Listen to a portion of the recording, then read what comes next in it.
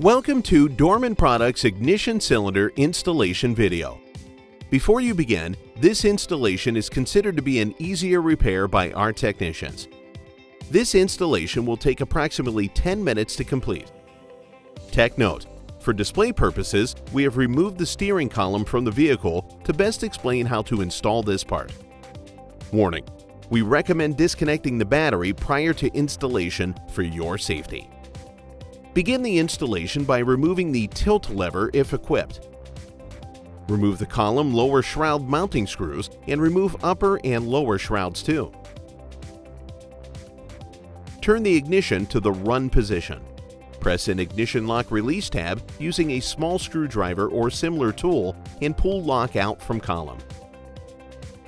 Finally, follow steps in reverse order for installation of new ignition lock cylinder.